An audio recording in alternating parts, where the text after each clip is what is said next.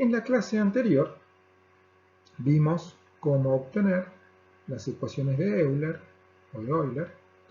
Obtuvimos tanto las ecuaciones escalares como la forma vectorial de la ecuación de Euler. La forma vectorial era la que se presenta acá, es decir, que la derivada total del vector velocidad respecto del tiempo es igual a F, que es la fuerza en masa por unidad de masa, menos 1 sobre ρ por el gradiente de las presiones. Ahora, esta expresión vectorial es válida tanto cuando tomamos los ejes cartesianos como también cuando tomamos cualquier otra terna. Es decir, que esta expresión vectorial también es válida cuando proyectamos las expresiones sobre los ejes tangente, normal y binormal. ¿Sí? Entonces, lo que vamos a ver ahora es cómo podemos representar la ecuación de Euler en la terna intrínseca. Habíamos visto en cinemática que la aceleración en la terna intrínseca tenía componentes en la dirección tangencial y en la dirección normal. Las componentes en la dirección tangencial eran las que daban origen a que el vector velocidad cambiara en módulo, y las componentes normales de la aceleración eran las que hacían que el vector velocidad cambiara de dirección.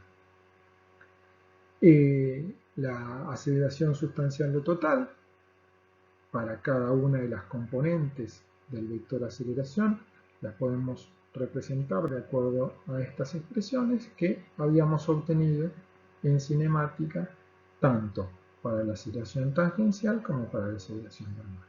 Y hablamos de aceleración sustancial porque tenemos el término local más el término convectivo en cada una de estas dos componentes de la aceleración en la terna intrínseca.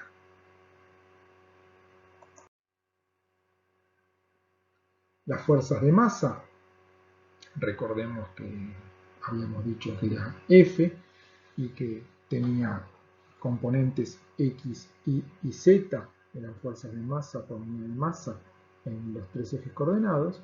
En el caso de considerar la terna intrínseca a lo largo de la dirección tangente, normal y binormal, podemos expresar esta fuerza de masa mediante los términos T en S, N en la dirección normal y B en la dirección binormal.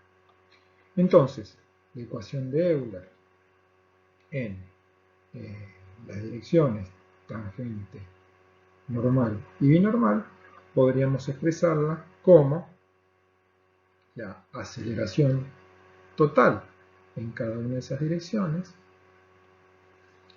y la podemos igualar a ρ por la fuerza de masa por unidad de masa en la dirección que estamos considerando, menos la derivada de la presión en la dirección, la derivada parcial de la presión en la dirección del eje que estamos considerando. Entonces, esta sería la ecuación de Euler en la dirección tangente, esta sería la ecuación de Euler en la dirección normal, y esta sería la ecuación de Euler en la dirección binormal.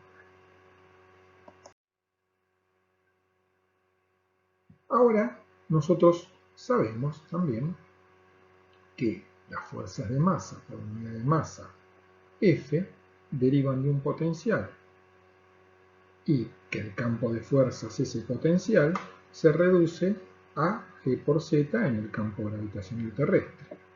Entonces, en el caso de que una fuerza de masa derive de un potencial, se tendrá que esa fuerza F va a ser igual a menos el gradiente del campo de fuerzas que estamos considerando.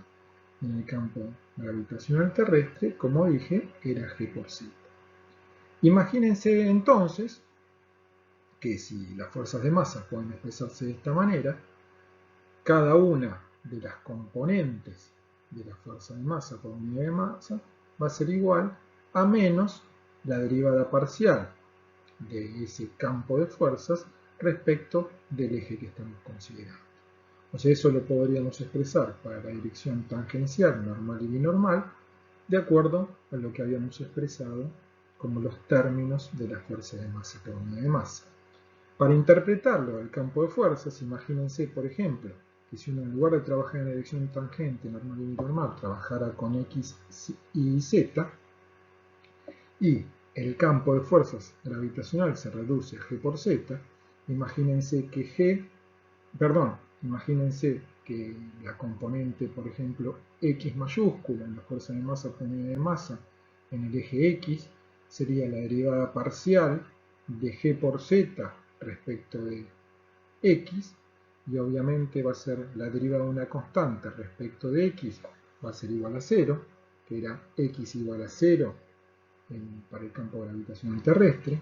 Para la fuerza de masa por unidad de masa en la dirección Y también nos va a dar 0, y para la fuerza Z, es decir, la fuerza de masa por unidad de masa en la dirección Z, va a ser la derivada de menos la derivada de G por Z respecto de Z, que va a ser igual a menos G. O sea, que si uno lo analiza en términos de X y Z, queda claro que el campo de fuerzas que corresponde a que las fuerzas de masa deriven de un potencial va a estar perfectamente bien indicado a través del producto de G por Z.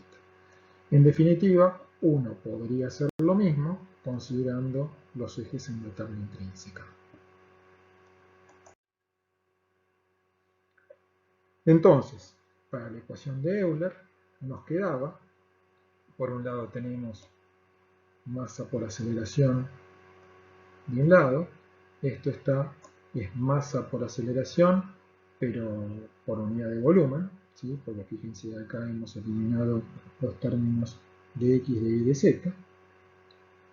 Y esto va a ser igual a las fuerzas de masa por unidad de masa, que como dijimos que derivaban de un potencial gravitacional, lo podemos expresar como menos ρ por la derivada parcial respecto de S de G por Z, este es el campo de fuerzas del cual las fuerzas de masa derivaban, menos la derivada parcial de la presión respecto de S. Esto es trabajando en la dirección tangencial, lo mismo podríamos expresar en la dirección normal y lo mismo podríamos expresar en la dirección binormal. Con lo cual, la ecuación de Euler en la tabla intrínseca queda reducida a estas tres ecuaciones.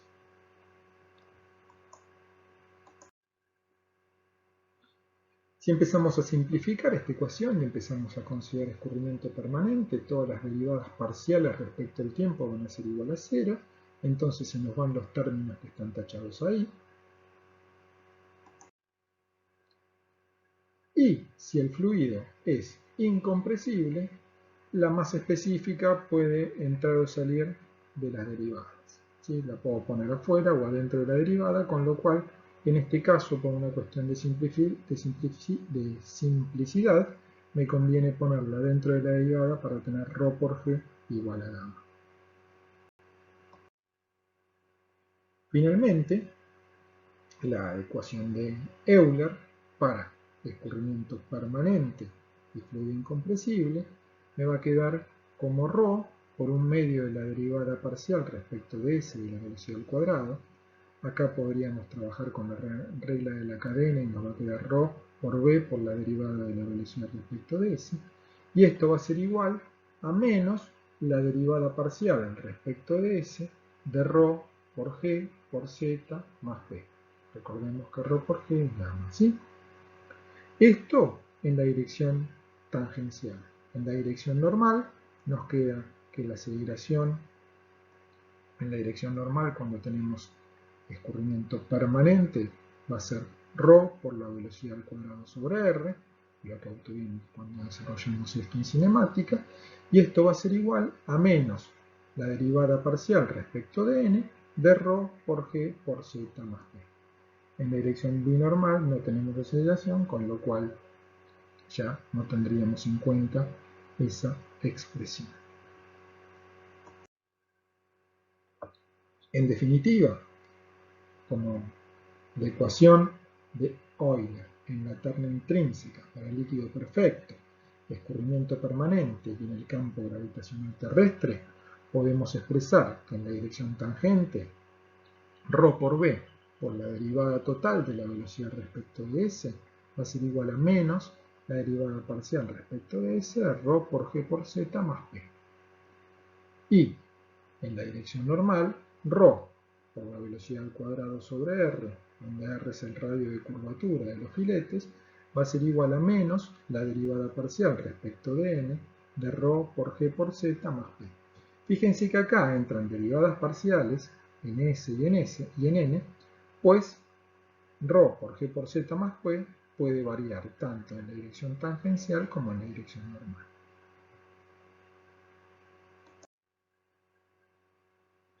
Ahora bien, ¿podemos resumir esto un poco más todavía? Bueno, si las trayectorias son rectas, es decir, si tenemos filetes rectilíneos y paralelos, el radio de curvatura va a tender a infinito. En ese caso, si el radio de curvatura tiende a infinito, este término va a tender a cero. Quiere decir que no va a haber variaciones de ρ por g por z más p en la dirección normal. ¿Sí? Es decir, que ρ por g por z más p es igual a una constante en la dirección normal de la trayectoria. Por supuesto, siempre que el radio de curvatura tiende a infinito y que haga que este término tienda a cero. O sea, si no hay variación en la dirección normal, solamente puede haber variación de ρ por g por z más p en la dirección tangencial. En definitiva, acá podemos entonces obtener, en este caso, dos conclusiones bastante importantes. Una, que si no hay variaciones de este término en dirección normal, solamente va a haber variaciones en la dirección tangencial y entonces acá podemos trabajar con la derivada total en lugar de la derivada parcial. Y por otro lado, que z más ρ por g por z, es decir,